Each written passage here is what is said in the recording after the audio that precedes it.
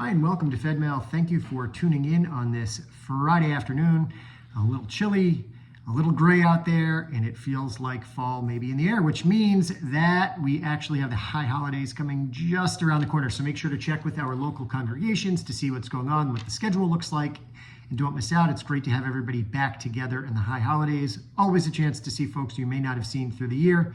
Also know that Jewish Federation is working closely with local law enforcement for added attention during the high holidays. I also want you to note that on October 7th, we will be having our community-wide October 7th Memorial Program, which will also include a very, very short, abridged, abbreviated portion of the annual meeting. For those of you who are concerned about those two pieces conflicting with one another, please rest assured we are well aware of the importance of having a sanctified and dignified evening dedicated to October 7th. The piece for the annual meeting really will consist just of the initiation of Federation's new board members. So not to worry, we are absolutely aware of the need to have a meaningful service for October 7th, which will be led by our rabbis. We have a speaker coming in who recently returned from service in Gaza as a member of an IDF elite reconnaissance unit. So it should be a very special evening.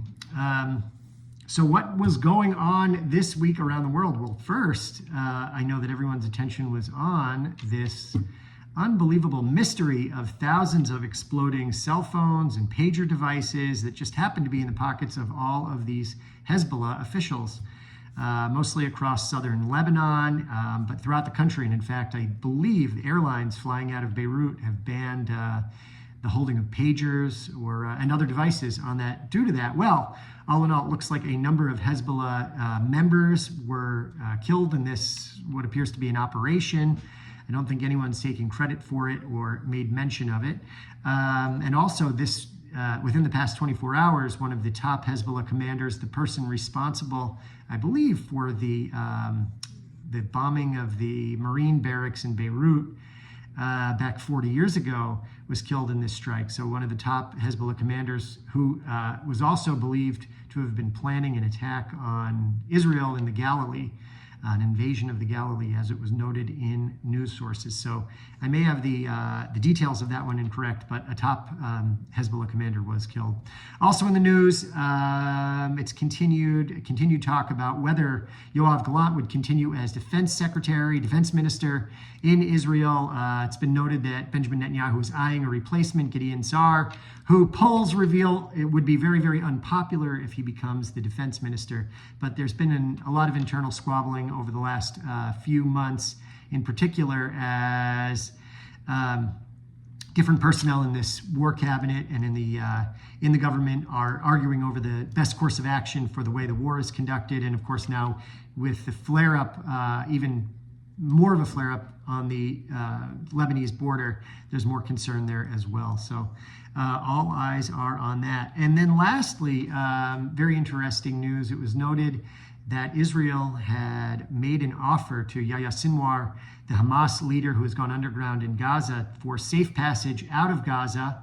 Hamas would have to turn over their authority there and would have to surrender, but that would be the conditions for a ceasefire. So this is another attempt at Israel to offer ceasefire agreements with Hamas, but Hamas is intransigent in their demand that they remain in power in Gaza, which seems to be a major sticking point. And I'm not sure if the Philadelphia corridor, the area in between Gaza and Egypt, has been resolved, but I know that that was also a big concern in recent weeks. I also want you to take a look at that very cool picture in Fedmail of our friend Bruce Mendelson meeting with Patriots owner Robert Kraft, who is also a real advocate for work in the realm of anti-Semitism.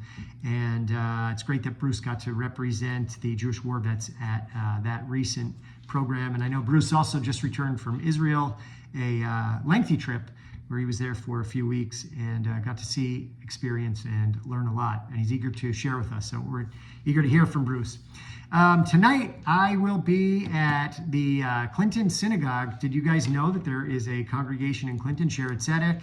And I believe Mindy Hall will be there too. We're going to be doing a little Federation meet and greet, trying to ensure that we collectively work together for our mutual benefits. So we've got that going on. Next week on the 24th is the big anti-Semitism, anti-Zionism event being held at 7:15 at the JCC. The FBI active shooter training on the 25th at 6 p.m. There's a new sofer visiting Shara Torah, not a noted sofer visiting Shara Torah on the 26th.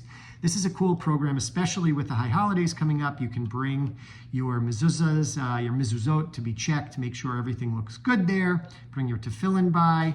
And he's going to teach you how is it that a Torah is prepared? What is it with the animal skins? How is the ink supposed to be made in a kosher way? So there's a lot to learn there. And I always find these things really interesting. And I think you will too. And if you haven't been to Shara Torah in a long time, come check out the building because it is a real gem among our Worcester Jewish architecture, so to speak. There's a Halabake coming up on the 26th. That's a ladies' night out at the Torah Center. Federation, I think, is involved with that too. And then there are a host of PJ Library and Yacht events. So Mindy Hall will be very busy at Congregation Agudat Achim on the over the weekend, I think on the 21st.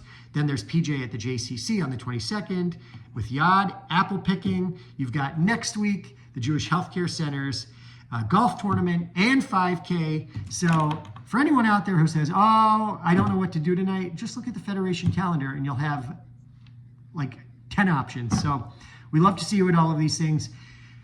But very importantly, I want to say thank you once again. We are approaching the end of this annual campaign cycle and beginning another one.